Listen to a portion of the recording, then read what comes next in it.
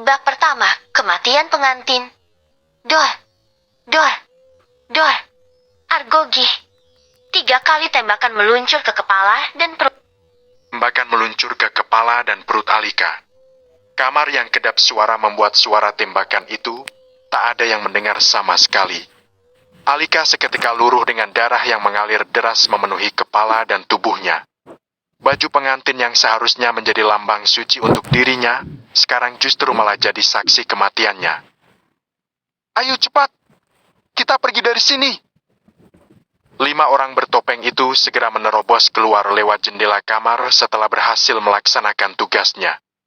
Ceklek. Alika, ayo cepat, sudah ditunggu, Argi. Wanita paruhbaya itu langsung tak sadarkan diri saat mendapati anak gadisnya yang sudah terkapar tak bernyawa. Di luar, karena mendapati istrinya tak kunjung datang. Bagus, ayah Alika segera menyusul istrinya yang pergi ke kamar Alika untuk memberitahu anaknya jika keluarga calon suaminya sudah tiba. Namun, alangkah terkejutnya Bagus saat mendapati istrinya tergolek lemah di depan pintu. Bu! Bagus berusaha menggoyangkan tubuh istrinya.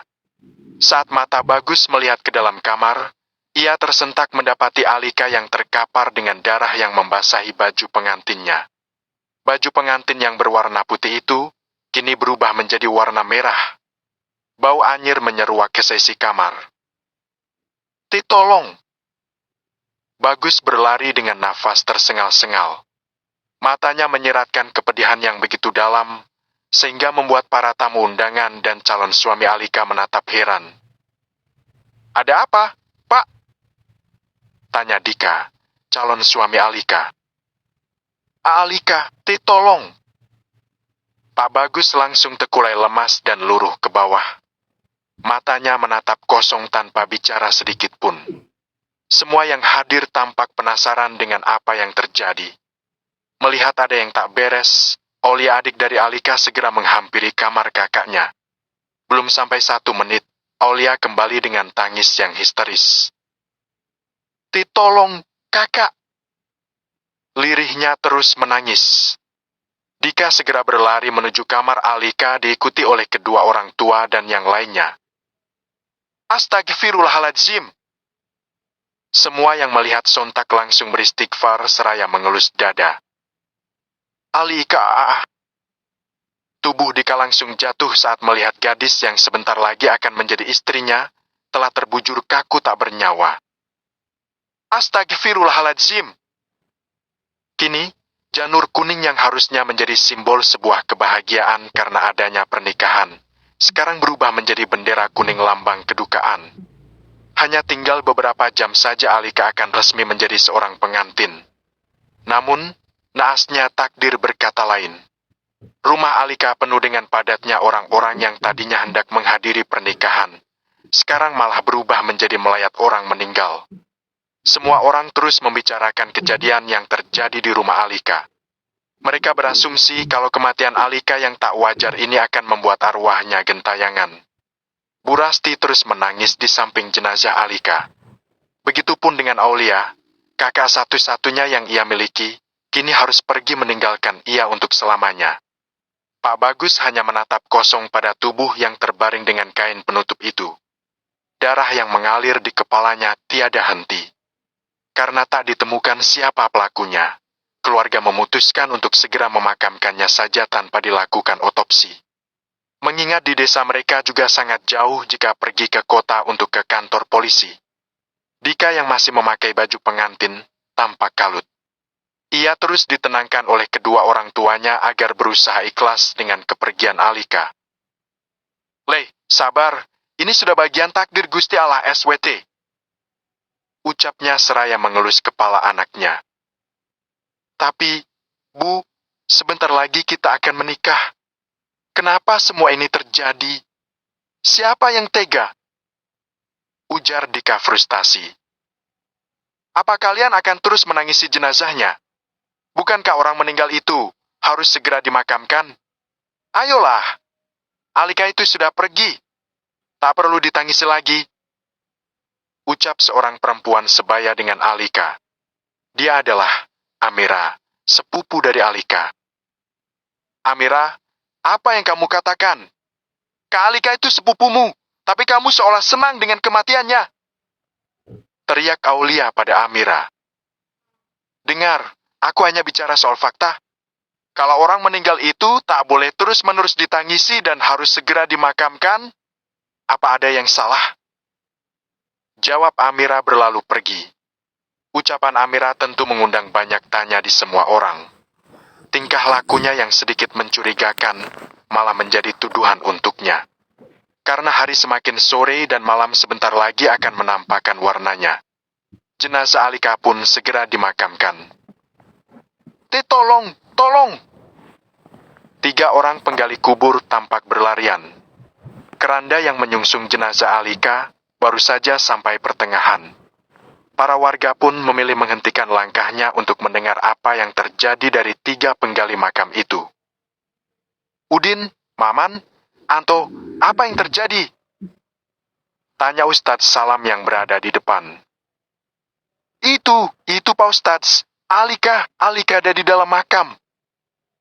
Sontak semua orang beristighfar mendengar ucapan ketiga penggali makam itu. "Kalian jangan mengada-ada. Jelas-jelas jenazah anak saya ada di dalam sini. Apa kalian tak lihat?" sentak Pak Bagus dengan emosi yang meletup-letup. Ia tak suka jika ada orang yang berpikir macam-macam pada anaknya. "Tetapi, kami tak bohong, Pak," ucap Udin tak enak. "Kalau semuanya tak percaya, ayo kita lihat." Ketiganya pun lantas berbalik menuju ke makam kembali. Tentu saja, Udin, Anto, dan Maman berjalan di belakang para pengantar jenazah. Mereka tak berani berjalan lebih dulu. Sesampainya di makam, para pengantar jenazah itu pun langsung dikejutkan dengan adanya angin yang berhembus begitu kencang. Wusyush! Semua orang kalang kabut menghalangi wajah mereka dari terpaan dedaunan yang terhempas angin. Astagfirullahaladzim! Perlahan demi perlahan angin itu pun memudar dan hilang dengan sendirinya. Orang pun langsung segera menghampiri keadaan makam yang masih terbuka tersebut. Sesosok tubuh berbalut kain kafan tengah berada di dalam liang lahat. Lagi-lagi orang-orang yang melihat terus beristighfar dengan situasi yang di luar akal sehat manusia. Bagaimana bisa jenazah yang masih di dalam keranda berpindah ke liang lahat tanpa ada yang mengetahuinya? "Coba buka kerandanya," titah Ustadz Salam dengan terus beristighfar. Sementara itu Bu Resti dan Aulia terus-menerus menangisi kejadian janggal yang menimpa Alika. Saat keranda jenazah itu dibuka, semua orang terlihat membulatkan matanya. "Astagfirullahaladzim, ya Allah ya Gusti!" Sebagian orang beringsut mundur karena takut melihat bangkai seekor kucing dengan tubuh yang sudah hancur berada di dalam keranda. "Astagfirullah, gimana ini Pak Ustadz?" tanya salah satu warga. "Ya sudah makamkan jenazah yang sudah berada di dalam itu," titah Pak Ustadz yang terlihat gelisah. "Kami tak berani Pak Ustadz," ucap Maman, Udin dan Anto. "Kalau begitu, tolong bapak-bapak siapa yang bisa membantu? Hari sudah mulai gelap, jenazah harus segera dikebumikan." Pak Bagus akhirnya turun ke liang lahat diikuti oleh satu warga. Ia tak mau melihat anaknya terus menderita.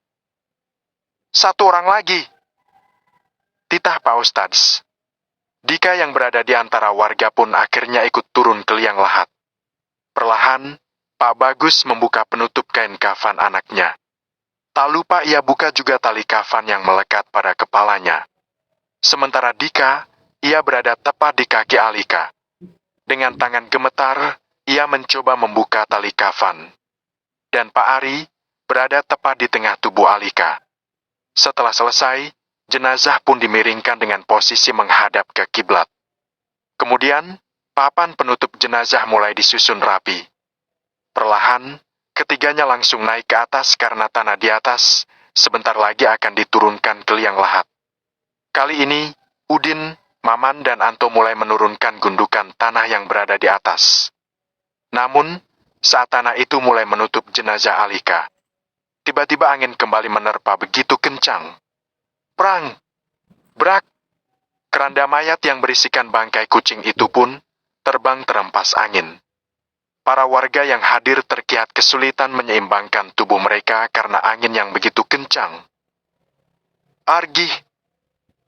Dika yang berada di sisi makam Alika terperosok ke dalam makam sehingga membuat kedua kakinya tertimbun tanah. Tolong! Para warga langsung menarik tubuh Dika agar kakinya bisa terlepas dari gundukan tanah makam. Ustadz Salam mulai membacakan doa-doa. Tak berapa lama, tubuh Dika berhasil ditarik dan kakinya pun terlepas dari timbunan tanah. Angin yang semula kencang, tiba-tiba hilang begitu saja. Bu Rasti terus saja menangis melihat pemakaman anaknya yang diterpa banyak kejadian. Malam ini tak seperti malam-malam sebelumnya. Kematian Alika yang tak wajar membuat para warga enggan keluar rumah di saat matahari sudah terbenam. Hujan yang turun begitu sangat deras mengguyur desa. Suara kicauan burung hantu di atas pohon pun membuat suasana malam semakin mencekam. Di pemakaman, kuburan Alika tiba-tiba saja bergetar hebat. Api keluar dari dalam makam yang membelah menjadi dua. Sesosok menyeramkan dengan memakai gaun pengantin keluar dari dalam kubur. Hihihihi. Tawanya begitu menggema di pemakaman. Kemudian sosok itu pun berjalan dengan kaki yang diseret. Srek! Srek! Tolong! Lirihan suara meminta tolong itu terdengar begitu menakutkan. Para warga yang berada di dalam rumah terlihat saling berpelukan mendengar suara lengkingan khas makhluk halus itu. Maman, Udin dan Anto yang memang tinggal satu rumah itu pun dikejutkan dengan gedoran di pintu depan. Din, buka! Tuh! Titah Maman. Ogah! Nanti kalau yang muncul setan, gimana? Jawab Udin bergidik. Brak! Brak! Brak! Karena gedoran itu semakin kencang, membuat ketiganya penasaran. Mereka memutuskan untuk melihat melalui jendela. Kamu dulu, Din. Kamu aja, Ti. Kamu. Ketiganya terus berdebat dan saling dorong untuk melihat keluar jendela. Karena tak ada yang mau mengalah, akhirnya ketiganya memutuskan untuk melihat bersama. Perlahan, tirai jendela dibuka. Argih! Ketiganya langsung jatuh terjengkang saat melihat sosok berambut panjang berwajah pucat memakai gaun pengantin yang berlumuran darah tengah berdiri tepat di depan kaca jendela. Bang, tolong! Setaan. Ketiganya langsung tak sadarkan diri. Arwah Alika terus mengetuk pintu setiap rumah warga, membuat para warga begitu ketakutan dibuatnya. Ia selalu berucap, "Tolong!" pada semua orang, menjadikan suasana desa malam itu begitu menyeramkan. Di tempat lain, pria dan wanita sedang bercumbu di atas ranjang. Mereka berdua seolah hanyut dalam buayan asmara, sehingga tak mengetahui bahaya yang mulai mengintai. Mas, aku sudah tak tahan. Ucap si wanita terus memacu tubuhnya di atas tubuh si pria. Aaf. Keduanya pun terkulai lemas saling berpelukan. Pria itu tampak memejamkan matanya dengan raut wajah yang menikmati setiap gerakan si wanita. Mas, bagus kita menyingkirkan wanita itu, sehingga kita sekarang bisa leluasa. Ucap si wanita seraya mencium bibir si pria. Aku juga bahagia atas kematiannya. Siapa suruh dia mencoba menuduhku macam-macam? Keduanya pun kembali melanjutkan pergumulan yang masuk ke dalam kubangan dosa. Di bawah pohon sosok Alika tengah menatap tajam ke arah rumah di depannya. Dari matanya keluar air mata darah. Tangisnya begitu menyayat hati. Dan tangisan itu pun berubah menjadi tawa yang melengking disertai sorot mata merah memancarkan api dendam. Berdebah! Kalian akan kubuat merasakan sakit lebih dari yang aku rasakan sehingga kalian akan meminta untuk cepat mati. Mati? Mat. Kesatu. Mati. Hei.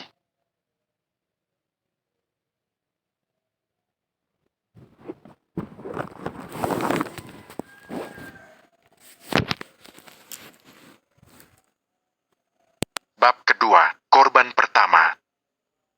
Setelah kematian Alika, desa Wengsi terlihat begitu sepi.